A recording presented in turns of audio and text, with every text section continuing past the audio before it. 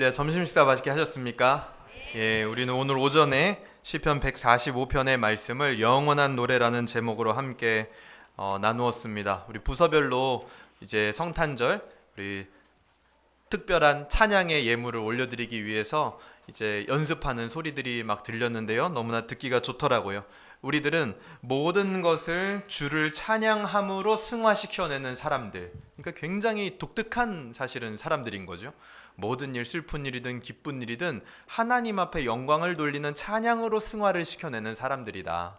그래서 그 찬양으로 승화시켜낼 믿음이 우리에게 있기 때문에 우리가 때로는 세상에서 주를 위하여 핍박당하기도 하고 또 때로는 무시당하기도 하고 깔봄을 당하기도 하여도 나중에 가서는 결국 주를 찬양함으로 우리 인생의 모든 일들을 승화시켜낼 것이다 라는 그런 믿음이 저와 여러분에게 있기를 바랍니다.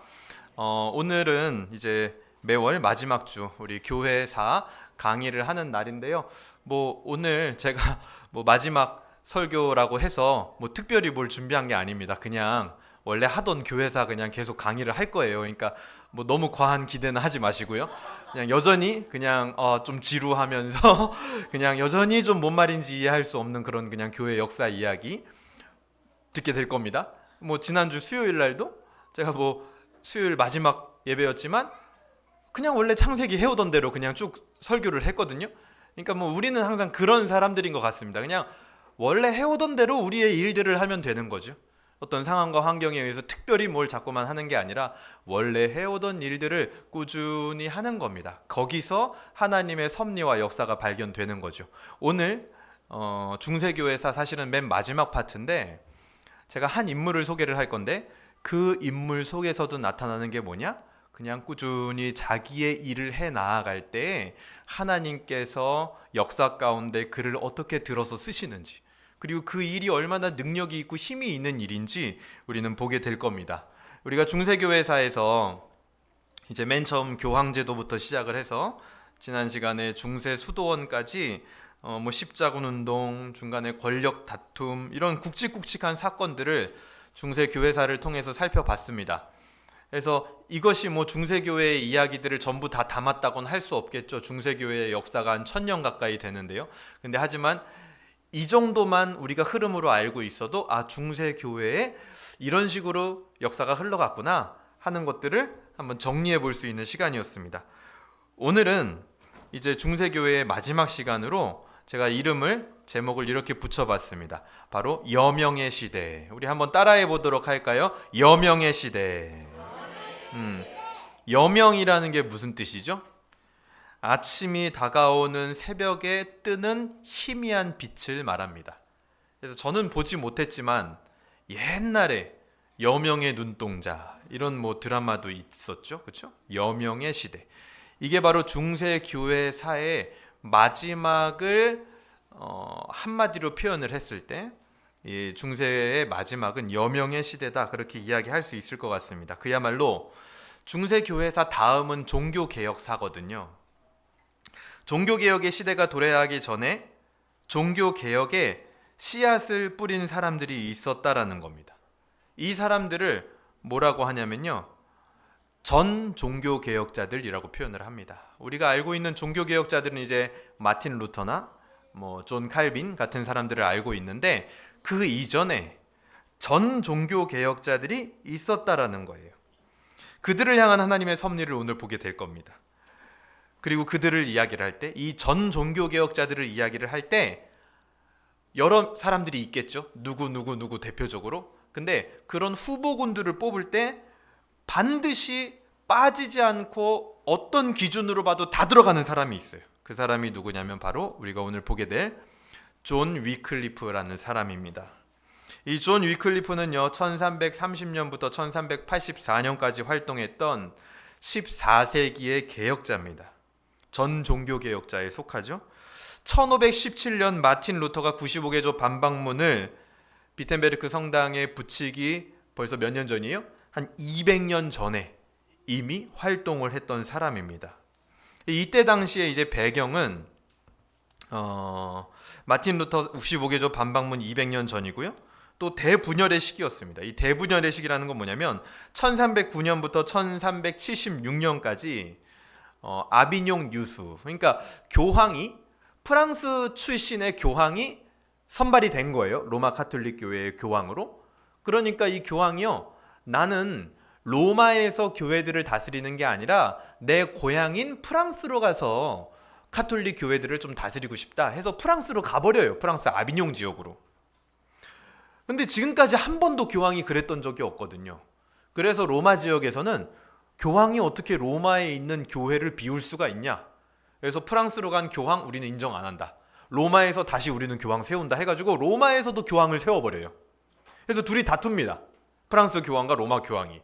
그래서 그 모습을 지켜보다가 제3의 국가에서 저렇게 교황 둘이 싸우는 거 봐라, 저래 가지고는 안 된다, 프랑스도 안 되고 로마도 안 되고 제3의 국가에서 새로운 인물이 나와야 된다 해서 또 새로운 교황을 한 명 세웁니다. 그래서 대분열의 시기예요. 한 시대의 교황이 몇 명? 3명. 아니, 교황을 교회의 머리라고 로마 가톨릭은 가르치는데 교회의 머리가 벌써 3시대 버린 거예요. 그래서 대분열의 시기를 겪게 되는 게 바로 이 존 휘클리프의 시대입니다. 그리고 로마 가톨릭의 당시 특징은 뭐였냐면, 여러분들도 아시다시피 라틴어 성경만 허용을 했어요. 이 라틴어 성경을 불가타라고 하죠. 그래서 라틴어 성경으로만 예배를 드리고 미사를 드리고 성경을 읽고 설교를 하고 그렇게 규제를 해 놓았습니다. 그래서 뭐가 안 됐냐? 프랑스에도 신자들이 있고, 영국에도 신자들이 있고, 독일에도 신자들이 있고, 로마에도 신자들이 있는데 자기네 나라 말로 성경을 못 읽는 거예요. 자기네 나라 말로 설교를 들을 수 없는 겁니다. 그런 아주 굉장히 제한적인 시대였다라는 거죠. 근데 그때 존 위클리프가 이 불가타 라틴어 성경을 최초로 영어로 번역을 하게 됩니다. 그래서 이거는 엄청나게 역사적인 사건이 돼요. 물론 원어를 영어로 번역을 했다면 더 좋았겠죠. 근데 라틴어로 번역된 거를 영어로 하다 보니까 그 안에 물론 오류와 부족한 면들은 있었을 겁니다. 하지만 영어로 최초로 번역을 했다라는 그 시도는 엄청난 시도였고, 이후에 원어를, 히브리어랑 헬라어를 영어로 바로 번역을 하게 되는 윌리엄 틴들이라는 사람에게 매우 큰 영향력을 미치게 됩니다. 이 시작점이. 그리고 이 중세교회 때는 화면이 잘 안 보이는데요. 중세교회 때는 이 성직자가 되는 거, 성직자가 되는 게 바로 지난번에도 몇 번 말씀드렸지만 출세의 이 어떻게 보면 유일한 통로였습니다. 중세교회 말기 로마 카톨릭 교회의 재산의 규모가 어느 정도였냐면, 영국 있죠, 영국 전체 나라의 3분의 1, 재산의 3분의 1이 로마 카톨릭 교회였어요. 엄청난 거죠. 대한민국 한 국가가 돌아가는데 1년 예산이 있죠? 그 예산의 3분의 1이 교회가 차지하고 있는 거예요. 그 정도면 엄청나게 부유한 거죠, 지금 로마 카톨릭 교회가. 그래서 그 부유함을 보고 사람들이 막 모여듭니다. 거기에 붙어 있으면 뭐라도 하나 떨어질까 싶어서. 그래서 성직자들이 점점 늘어나는데 어느 정도까지 늘어나냐? 전체 인구의 50분의 1이 성직자가 돼요. 그러니까 50명 중에 한 명은 다 성직자인 거예요. 그 시대에. 엄청나게 많은 숫자인 거죠. 왜요? 그 성직자가 되는 게 바로 유일한 신분 상승의 통로였거든요. 아무리 저 천민이고 노예 출신이라도 성직자만 일단 되면 주교도 되기도 하고, 또 심지어 교황의 자리까지도 올라갈 수 있는 그런 출세의 길이었다라는 겁니다. 그때 존 위클리프가 이제 활동을 하게 되는데요. 존 위클리프는 1330년경 영국 북부에서, 영국 출신입니다. 영국 북부에서 태어나게 됩니다. 그리고 13세에 이제 굉장히 이른 나이죠. 대학에 진학을 하게 되는데요. 이 진학한 대학교가 어디냐? 머턴 대학교예요. 여기 지금 앞에 사진에 보이는.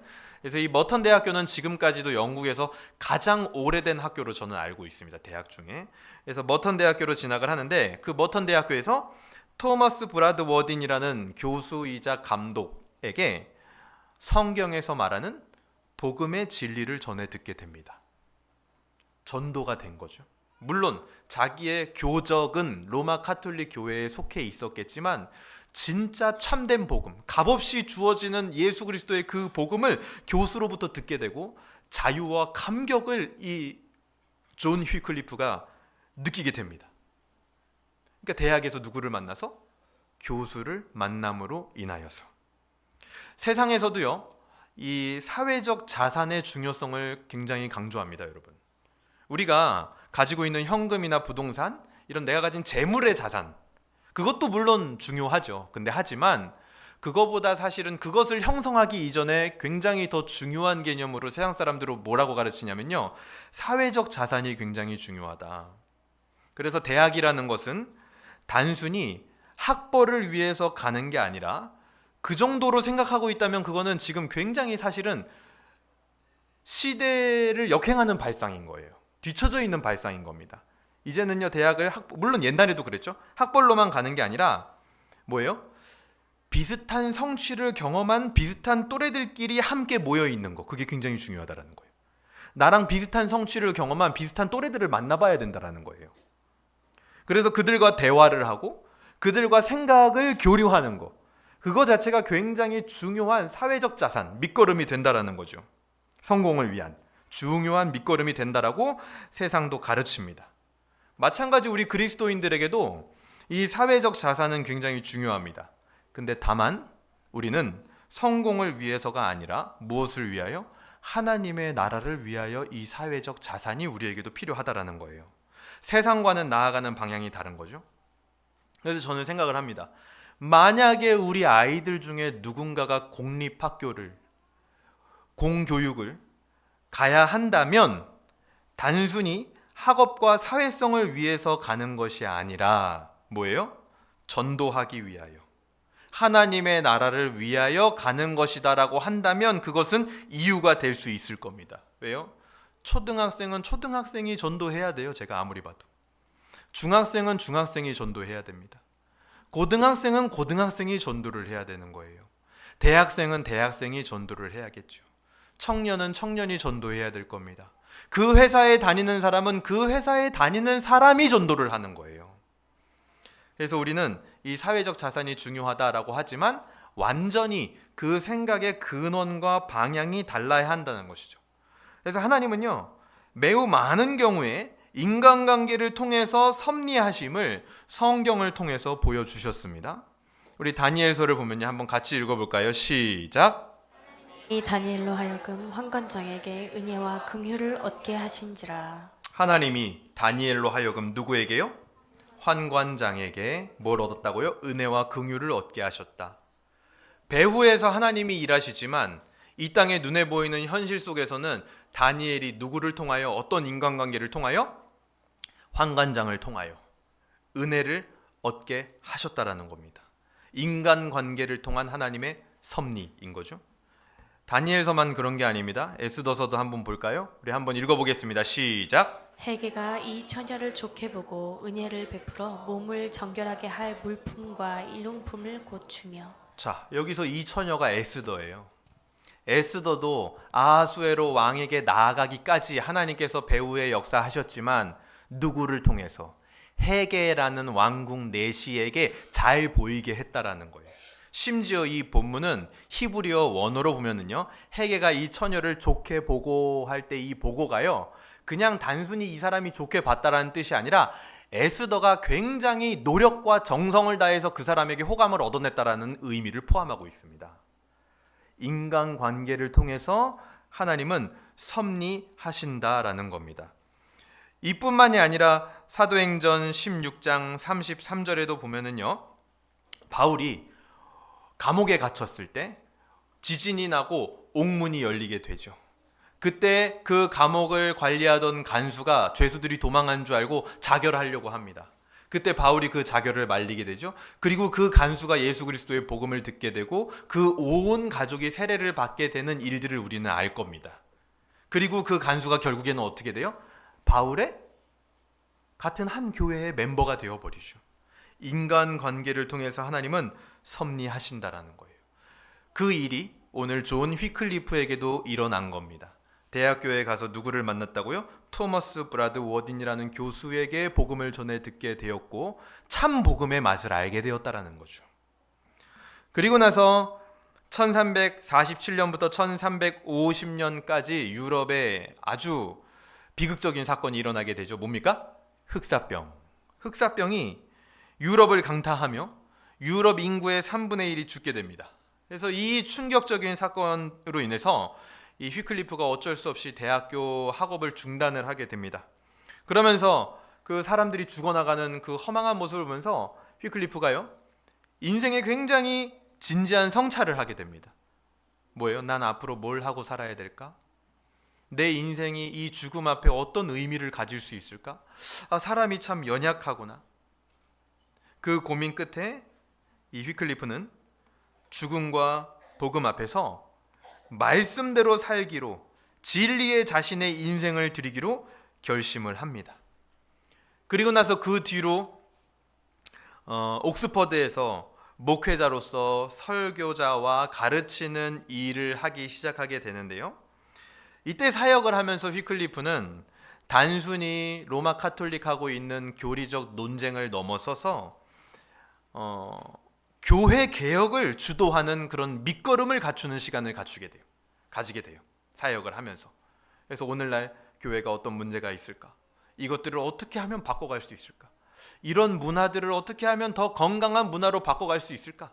또 성경적이지 않은 문화는 무엇이 있을까? 하는 그런 밑거름을 갖추는 기간이 바로 휘클리프가 옥스퍼드에서 목회자로 설교와 가르치는 일을 하는 동안 그 안에 나타나게 됩니다.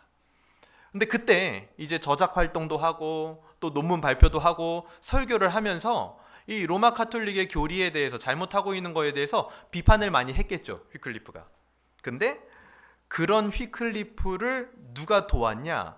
휘클리프의 고향이었던 요크셔의 행정관이었던 랭커스터 공작의 도움과 보호로 말미암아서 그런 위험한 발언을 했을 때에도 휘클리프가 쉽게 로마 카톨릭에 의해서 체포되거나 구금되거나 잡혀가지 않도록 굉장히 큰 도움을 줍니다. 이 랭커스터 공작이라는 사람이요. 이거는 마치 마틴 루터가 종교 재판에 끌려가서 자기 양심과 믿음의 고백을 하고 그 선제후였던 프리드리히에 의해서 도망을 치고 그리고 독일어로 성경을 번역하게 된 그런 일하고 굉장히 비슷한 거죠. 그래서 휘클리프에게는 랭커스터라는 사람이 있었고 루터에게는 프리드리히라는 사람이 있었고 사도행전 16장 17절도 보니까요. 사도행전 17장 7절을 보니까요. 야손이 그들을 맞아 들였도다 이런 얘기가 나와요. 여기서 그들이라는 것은 바울의 무리를 말합니다. 그리고 이 말을 하고 있는 건 바울의 무리를 고발한 사람들이에요, 유대인들. 그런데 야손이 바울의 무리를 어떻게 했다고요? 맞아들였다. 그래서 그들을 보호해줬다가 밤에 몰래 도망 보냈다라는 거예요. 사도행전 16장, 17장, 18장을 보게 되면은 야손뿐만 아니라 우리가 흔히 들어보지 못했던 그리스보라는 회당장 같은 사람들, 그런 사람들이 바울 옆에 붙어서 바울을 도와주는 경우를 굉장히 많이 보게 됩니다. 이건 역시 뭐예요? 인간관계를 통한 하나님의 섭리, 하나님의 역사를 우리는 볼 수 있는 거죠. 이 당시에 영국과 프랑스는요 100년 전쟁 중이었습니다. 그래서 이 영국은 전쟁을 너무 오래 하다 보니까 경비 지출이 너무 가중이 되는 거예요. 나라 자체가 어려워지고, 우리도 막 러시아랑 우크라이나가 저쪽에서 전쟁을 하는 것 때문에 우리나라의 유가, 기름값이 사실은 지금 얼마나 올랐고 아직도 떨어지지 않고 예전만큼 그냥 이제는 오른 게 익숙해져 버렸죠. 그렇죠? 예전에 1,300원대였는데 지금은 1,500원만 해도 싸다 하면서 거기에 가서 기름을 넣잖아요. 그만큼 전쟁은 경제에 굉장한 타격을 주죠. 영국이 그렇게 어려운 상황이었어요. 근데 더 문제는 뭐냐면 영국 안에 있는 로마 카톨릭 교회가 소유하고 있는 땅들, 영역들이 있었단 말이에요. 거기서는 또 심지어 세금도 거둘 수가 없었어요. 로마 카톨릭 명령에 의해서. 그래서 너무나 어려움이 계속 되다 보니까 이 대중들의 불만이 점점 쌓여져 가겠죠. 근데 그때 휘클리프가 로마 카톨릭을 막 비판을 합니다. 그러니까 그 비판을 들으니까 이 대중들의 속이 어때요? 시원한 거예요. 그래서 휘클리프가 그런 상황에 의해서 이 대중적 지지를 얻게 됩니다. 이런 것들도 뭐예요? 결국 하나님의 섭리인 거죠. 그때 휘클리프가 로마 카톨릭을 비판했던 이제 논점이 두 가지가 있는데요. 첫 번째는 뭐냐면 하나님의 주권적 은혜만이 죄로부터 구원을 준다. 예수 그리스도 외에 대리자는 없다. 이 말은 이꼴 뭐예요? 교황은 대리자가 아니다라는 거죠. 두 번째는 교황은 세속 권력의 일시적인 권력을 맡기고 성직자들을 권면하는 일에 종사를 해야 된다. 굉장히 완곡한 표현인 거죠. 직설적으로 말하면 뭡니까? 교황 다른 데 눈 돌리지 말고 지금 네 밑에 있는 그 성직자들이나 관리를 잘하라는 거예요. 그 얘기를 이 휘클리프가 굉장히 완곡하게 표현을 한 거죠. 그래서 이후에 휘클리프는 신앙의 본질 문제에 더 집중을 하게 되는데 그 본질 중 휘클리프가 집중했던 게 뭐냐? 이 두 가지입니다.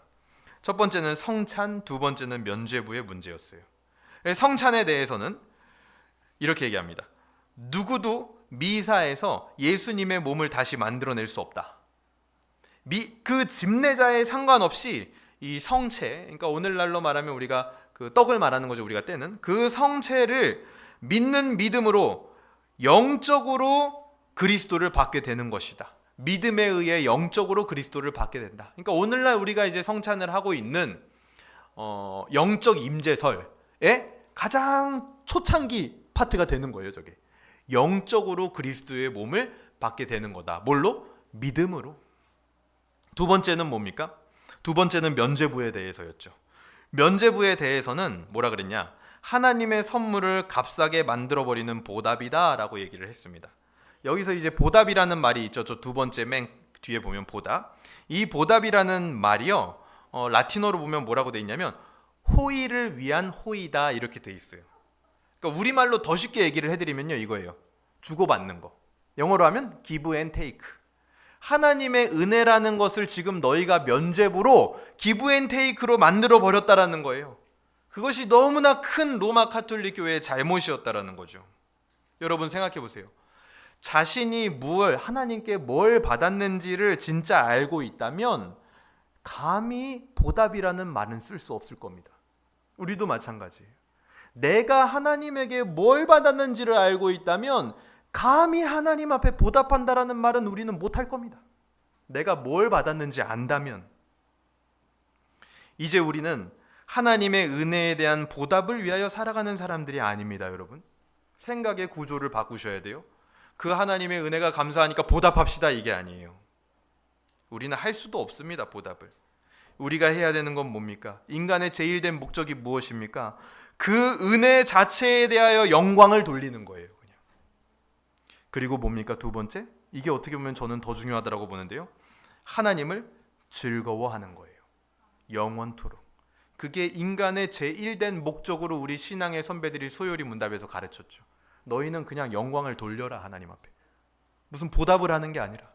그리고 하나님을 중요한 건 즐거워해라. 즐거워하라는 거예요. 그래서 이 즐거워하는 감정이 우리의 신앙 안에 있느냐 없느냐, 그것이 참 신앙을 구별하는 중요한 지표가 된다라고 조나단 에드워즈 목사님께서 신앙 감정론에서 얘기를 하셨죠. 그래서 저는 신앙의 연수가 흐르면 흐를수록 굉장히 맞는 말이라고 생각이 들어요. 우리 신앙의 상당한 요소들은 감정적인 요소와 언어들로 표현이 되어 있습니다. 기쁨, 희락, 사랑, 이런 것들을 여러분 단어들을 떠올릴 때 어떤 이론 같으세요? 아니면 의지 같으세요? 아니면 감정 같으세요? 상당히 감정적인 것을 많이 내포하고 있는 단어들이에요. 우리 신앙의 용어들이라는 게. 근데 우리가 신앙생활을 하는데 우리 안에 즐거움과 기쁨이라는 감정이 없다라면 그 신앙은 사실은 참 신앙이 아닐 수 있다. 의심해 봐야 된다. 라고 이야기를 했다라는 것이죠. 그래서 하나님을 즐거워하는 것이 우리 인간의 목적이라는 겁니다.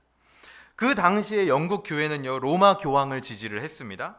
그래서 로마 교황은 세력을 이제 영국뿐만이 아니라 영국 옆에 있었던 보헤미아까지 넓히고 싶어 했어요. 그래서 보헤미아에 뭐라고 명령을 하냐면, 자, 프랑스 교황, 아비뇽 교황을 지지하는 프랑스랑 너희들 동맹 끊어. 그리고 나를 지지하는 영국하고 동맹을 맺어라 하고 명령을 내립니다. 그래서 보헤미아 공주와 영국 왕자 리처드 2세가 결혼을 합니다. 정략 결혼을 하게 되죠. 그래서 그 결과 어떤 일이 벌어지게 되냐면, 보헤미아에 있던 학자들이 영국에 있는 옥스포드로 넘어와서 공부를 하고 학문을 배우기 시작하는데, 이 옥스포드가 아까 어떤 데라고 했어요?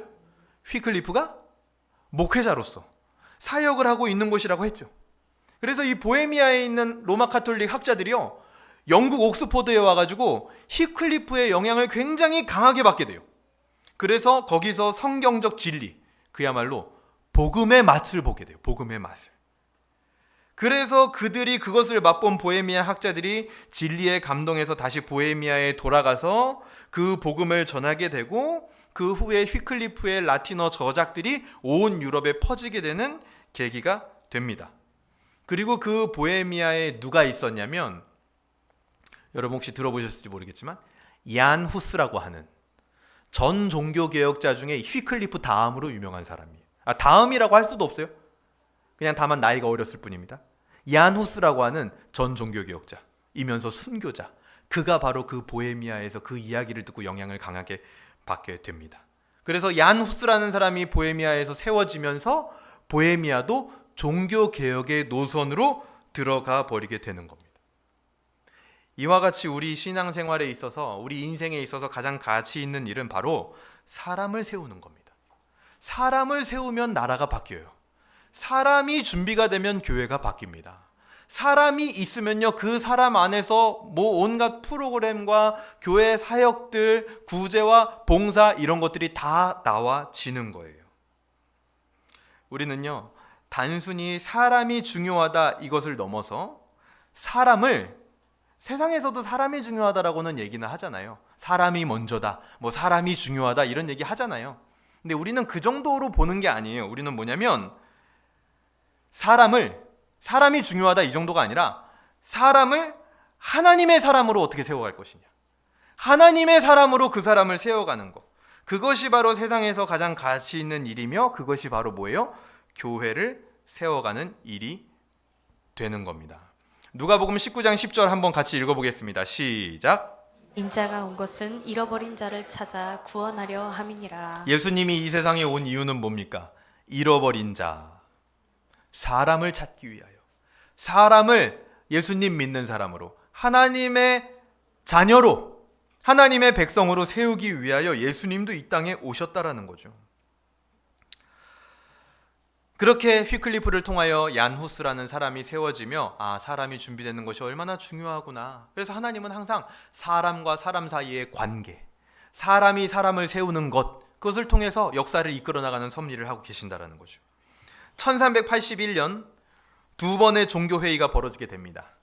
이 종교회의는 왜 벌어졌냐면, 휘클리프를 어떻게 처분할 거냐, 자꾸 로마 카톨릭이 비판하고 교황이 틀렸다고 하고 면죄부 잘못됐다고 하니까 이 휘클리프를 어떻게 처분할 거냐 회의를 하는데, 두 번의 회의에서 결론이 나지 않게 됩니다. 그리고 휘클리프는 이미 그때 로마 카톨릭 교구로부터 추방당한 상태였어요. 그래서 어디 가가지고 뭐 이렇게 복음을 전한다 할 수 있는 기회가 없는 상황이었습니다. 그때부터 휘클리프가 뭘 하냐면, 성경 번역에, 아까 말했던 그 불가타를 영어로 번역하는 그 성경 번역에 박차를 가합니다. 그래서 휘클리프의 생각은 이거였어요. 성경이 예수 그리스도를 담고 있으니 이 성경은 모든 사람이 소유할 수 있어야 된다. 그게 바로 예수 그리스도를 모든 사람에게 전하는 것이다. 그래서 성경 번역에 아주 목숨을 걸어요. 꼭 사도 바울 같죠? 가만히 놔두면 복음 전도하고, 가둬놓으면 성경을 써버리는. 휘클리프도 가만히 놔두면 설교 사역을 하고, 가둬놓으니까 성경을 번역해버리는. 그래서 휘클리프가 그 성경을 영어로 번역을 하게 되고, 그 성경을 사람들이 읽기 시작하면서 나타난 운동이 뭐냐면 바로 롤라드 운동이라는 게 나타나요. 이 롤라드들은 어떤 사람들이냐면, 휘클리프가 이제 교구에서 추방당했기 때문에 시골이나 여러 지역으로 다니면서 복음 전도하거나 설교를 못하게 되는 상황입니다. 그래서 휘클리프는 어떻게 하냐, 다른 사람들을 보내요. 유명하지 않은. 그래서 그 사람들을 지방 곳곳으로 보내가지고 뭘 하게 해요? 복음 전도와 설교를 하는 사역, 파송하는 사역을 하게 됩니다. 그래서 그런 사람들을 롤라드라고 불렀고, 그런 사람들이 막 일어난 것을 롤라드 운동이라고 얘기를 합니다. 이 운동이 종교개혁의 시기에 복음이 더 깊이 뿌리 내릴 수 있는 배경이 돼요. 그러니까 종교개혁, 마틴 루터가 그 신호탄을 딱 쏘기 전에 온 유럽 전역을 말랑말랑하게 만들어 놓는 거죠. 복음이 잘 심겨질 수 있도록. 그런 이름도 없는 롤라드라고 불리는 사람들이 매우 많았다라는 겁니다. 우리는 보통 이 종교 개혁을 이해를 할 때요, 역사를 교회 역사를 이해할 때 점으로 이해를 하는 경우가 많습니다. 점으로 이해를 한다라는 건 뭔 말이냐면 점 하나 딱 찍어서 마틴 루터, 점 하나 딱 찍어서 존 칼빈, 점 하나 딱 찍어가지고 휘클리프, 점 하나 딱 찍어서 얀 후스, 그리고 점 하나 딱 찍어서 어떤 사건, 이런 식으로 이해를 하는 경우가 매우 많다라는 거예요.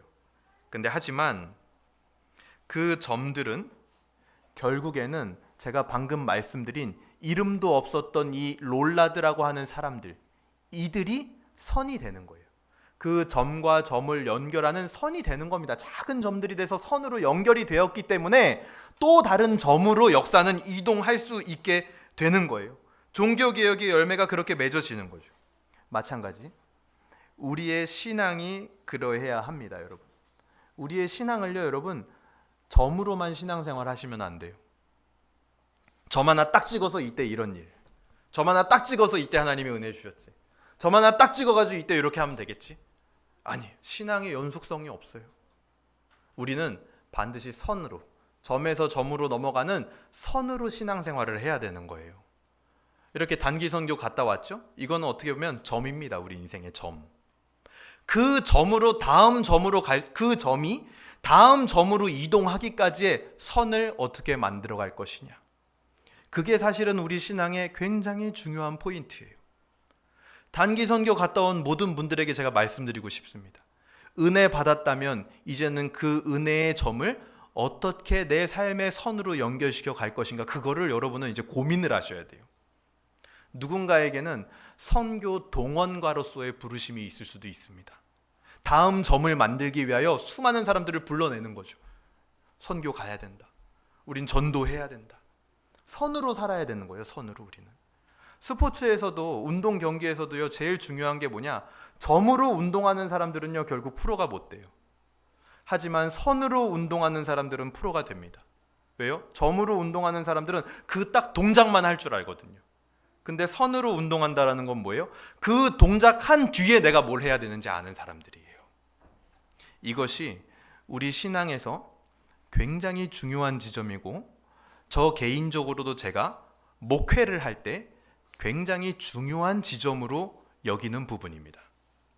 그래서 저 개인적으로는요, 제가 이제 영업 비밀, 제가 개인적인 목회 노하우를 가지고 있는 게 뭐냐면, 저는 항상 그 선을 생각해요.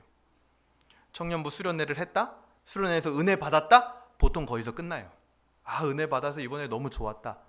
근데 하지만 저는 그 뒤에 그 은혜를 받았기 때문에 그래서 뭘 할 건데, 그래서 어떤 방향으로, 교회에서 어떤 헌신으로 나타나야 될 건데, 신방도 마찬가지예요. 신방은 점이에요. 그 신방을 하고 나서 어떤 선으로 이어지고 어떤 다른 결과를 가져올 수 있는지, 그거를 항상 고민해야 된다는 거예요. 목회자도 성도도 마찬가지입니다. 그거를 고민하는 사람들은 교회의 리더가 될 겁니다. 그리고 사람을 세우는 사람이 될 거예요. 종교개혁자들, 롤라드들은 그런 식으로 신앙생활을 했습니다. 반드시 선으로 연결된 신앙, 선으로 연결된 사역을 했다라는 것이죠.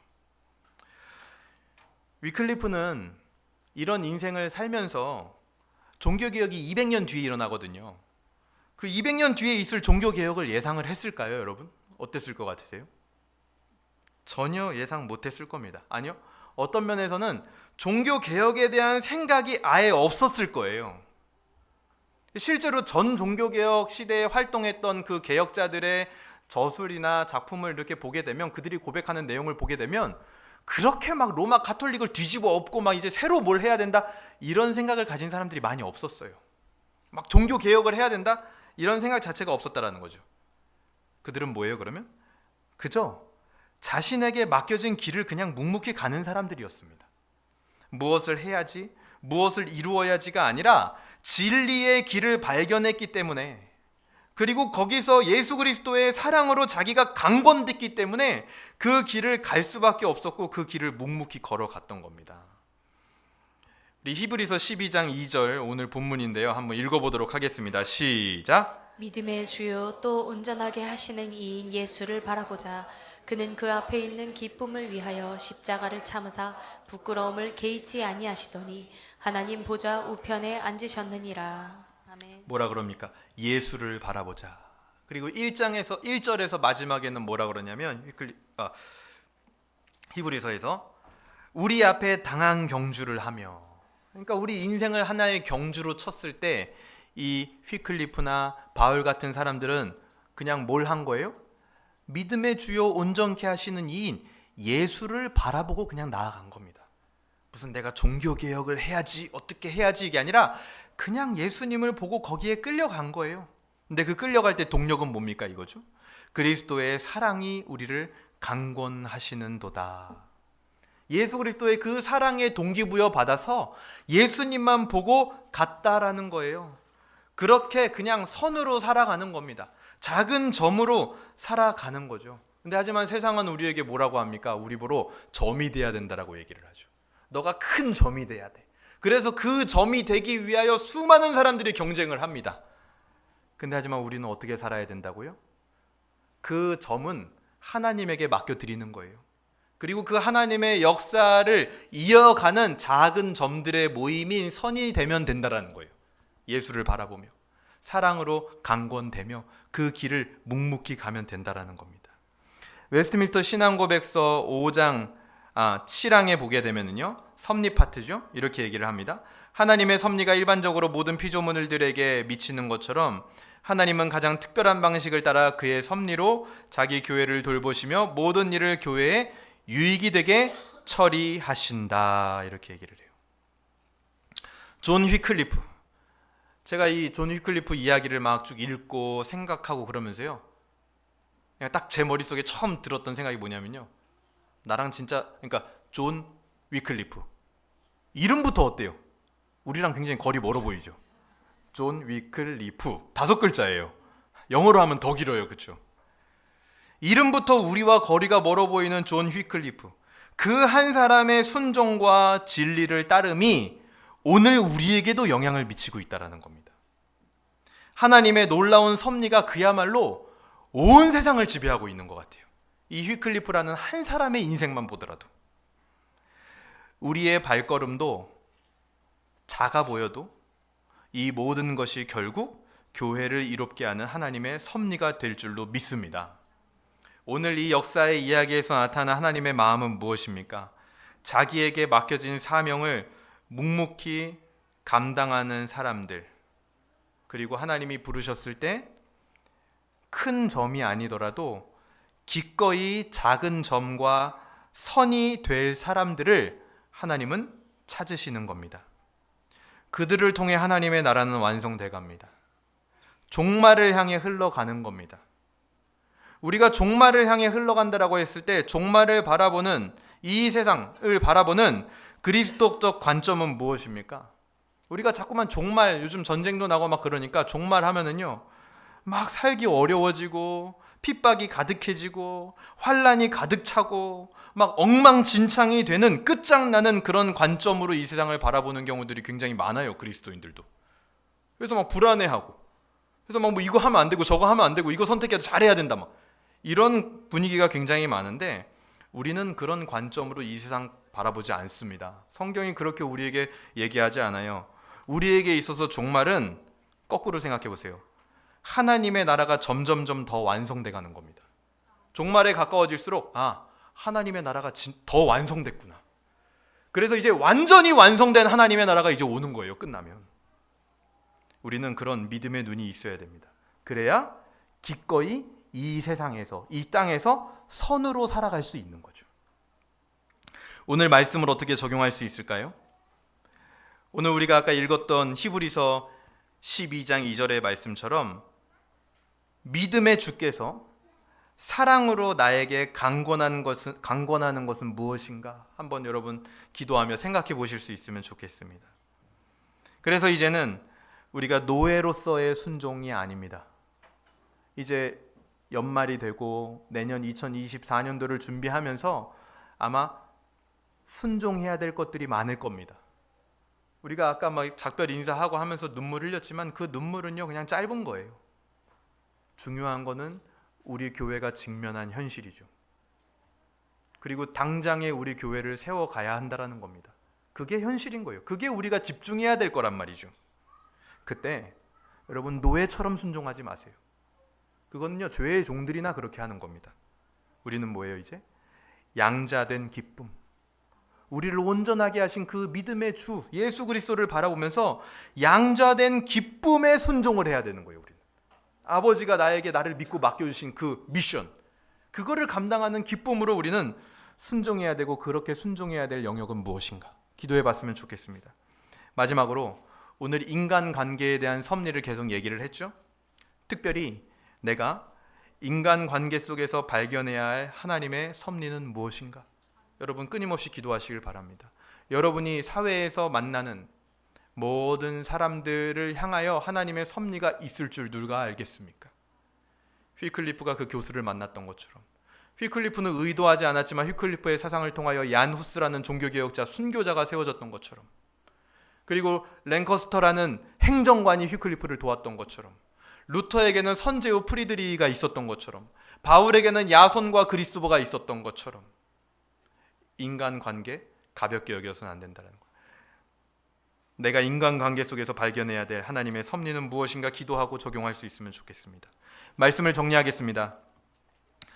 휘클리프를 움직였던 하나님의 사랑과 예수 그리스도라는 위대한 복음의 은혜는 오늘 우리에게도 여전히 변함없이 흘러오고 있습니다. 그 사랑과 은혜를 우리에게 확증하시기 위하여 우리 주 예수 그리스도께서는 기꺼이 우리를 위하여 역사의 선이 되기로 작정하셔서 이 땅에 오셨어요. 예수님은요, 성경이 말하는 점이에요. 아주 높고 위대하고 최고봉으로 찍혀 있는 점입니다. 예수님은. 근데 그 예수님이 우리를 위하여, 우리를 점 만들어주기 위하여 얼마든지 나는 선이 되어 감당하겠다, 역사에 지나가는 한 흐름이 되겠다 하고 이 역사 가운데 들어오셨다라는 거예요. 이 추한 세상에 너무나 고요하고 거룩하고 맑게 오신 예수님, 성탄 찬송을 들어보세요. 맑고 환한 밤중에 이 땅에 오신 예수님, 이 추한 세상에 왜 오셨어요?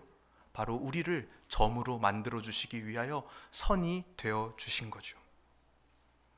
그 예수님과 하나 되는 최고의 선물을 받은 감격과 감사와 기쁨으로 하나님께서 만들어 가시는 역사에 점을 잇는 선이 되어 휘클리프와 같이 우리 주 예수 그리스도 그 복음의 채취가 우리에게 있었으면 좋겠습니다. 그렇게 살다가 보면은 때로는 사명의 고된 풍파를 맞을 때도 있을 겁니다. 하지만 그때에도 기쁨을 잃지 않는, 오늘 말씀 제목처럼 시대의 여명이 되는, 어두운 시대라도 여러분이 바로 그런 여명 같은 존재, 여명 같은 교회가 되는 은혜가 저와 여러분의 있기를 주님의 이름으로 소망합니다. 우리 이 시간 함께 기도하도록 하겠습니다. 오늘 기도는 우리가 적용했던 내용을 가지고 기도하도록 할 텐데요. 믿음의 주께서 사랑으로 나에게 강권하는 것은 무엇인가? 이제는 노예로서의 순종이 아니라 양자됨으로서의 기쁨으로 제가 순종하겠습니다 하고 기도했으면 좋겠고요. 또 두 번째로는 특별히 내가 인간 관계 속에서 발견해야 할 하나님의 섭리는 무엇인가? 내가 혹시 누군가에게는 휘클리프가 만났던 그 교수와 같은 역할을 해야 되는 것은 아닌가? 또 내가 누군가에게는 얀누스가 영향을 받은 휘클리프의 역할을 해야 되는 거 아닌가? 또 내가 누군가에게는 랭커스터 공작과 같이 휘클리프를 보호해줬던 것처럼 내가 그런 공작의 역할을 해야 되는 것은 아닌가? 그런 하나님의 섭리를 우리가 기도해 볼 수 있으면 좋겠습니다. 그래서 이 세 가지 내용 놓고 또 역사의 이야기 들으며 또 은혜 받았던 대로 함께 기도하도록 하겠습니다. 기도합니다. 하나님 아버지 감사합니다. 오늘도 우리를 이 오후 예배까지